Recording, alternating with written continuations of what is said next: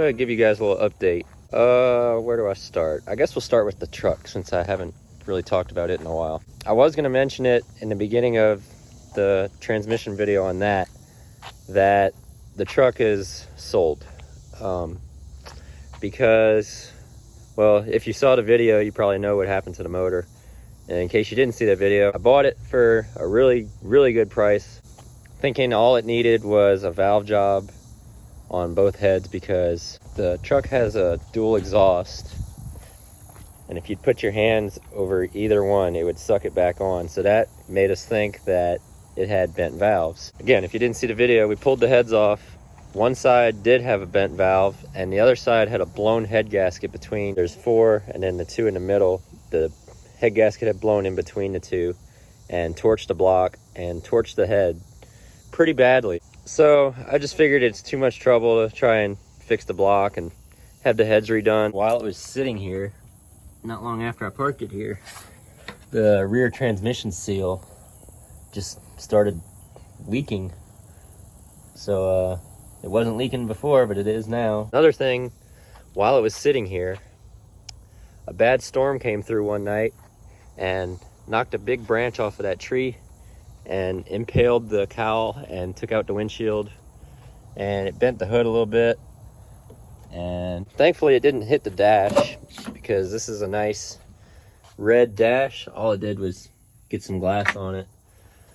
So at that point I just figured that was God telling me he doesn't want me to have this truck anymore. And that leads me to the Camry. Around that same time, the transmission went out on the Camry, and it's got a new transmission. Hopefully you saw that video. I've probably put close to, I don't know, somewhere between 500 and 1,000 miles on it now with the new trans, and it's been doing pretty good.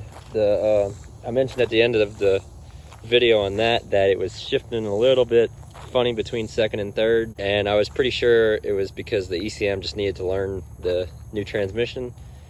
And apparently I was right, because it started shifting really good a couple days after that. The only problem I really have with it, it's really not a problem, it's just me probably.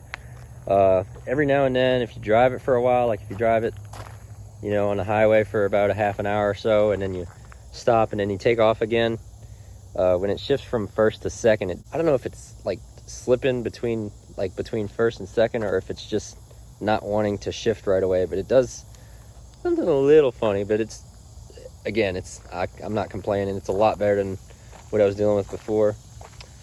Another thing, when I took the old transmission out, I had to pull these axles off. That CV boot there exploded, and it blew grease everywhere. It's all kind of washed off now, but so I'm probably going to have to change that axle pretty soon. Oh, there's a now I really like that this car had a really nice dash, but with the insane heat we've been getting this summer, the dash is finally starting to crack right there where they always do. So that's nice.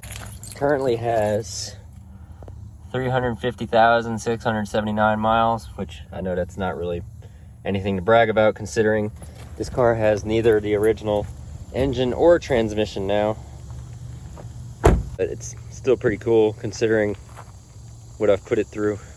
Other than that, really not much going on. I picked up a full-time job, so it's pretty much all I've been doing lately. Other than that, really not much going on. I hope you guys enjoyed, and please consider subscribing if you want to help me out being able to do more stuff like this. Thanks for watching.